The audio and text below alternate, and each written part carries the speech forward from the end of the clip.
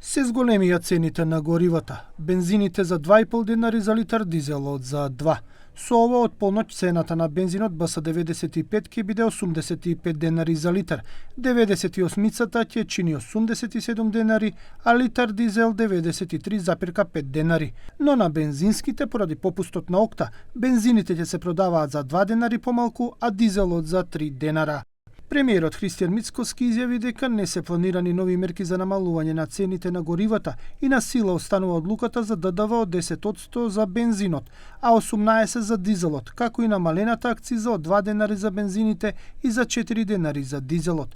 Инаку владата и Државниот пазарен инспекторат ДПИ се сомневаат дека попустот од 2 денара за литар бензин и 3 денари за литар дизел, што го дава окта, се злоупотребува. Според Мицкоски постојат индиции дека компании со лиценци за трговија на големо со овие деривати го користат попустот за реекспорт во странство.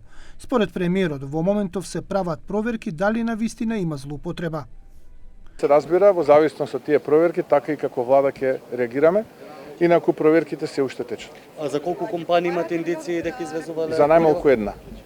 Според Државниот пазарен инспекторат, со неколку тима до петок ќе се извршат контроли кај сите 10 компании со лиценца за трговија на големо со бензин и дизел.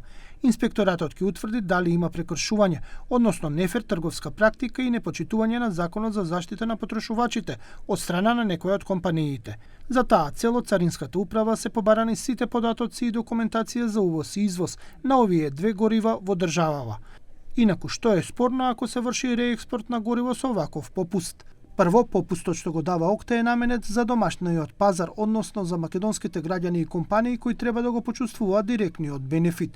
Доколку горивото се извезува со попуст, компаниите на странските пазари остваруваат дополнителен профит, што може да создаде нелојална конкуренција и тоа кон самата окта. Ова може да предизвика да се укине попустот и да трпат македонските граѓани и компании. Се прави штета и на државата, бидејќи наместо странските граѓани да доаѓаат и да точат гориво во Македонија, со што би се плаќале акцизи и ДДВ во државава, малку поевтиното гориво би го купувале во своите земји, со што буџетот на Македонија би ги изгубил тие приходи.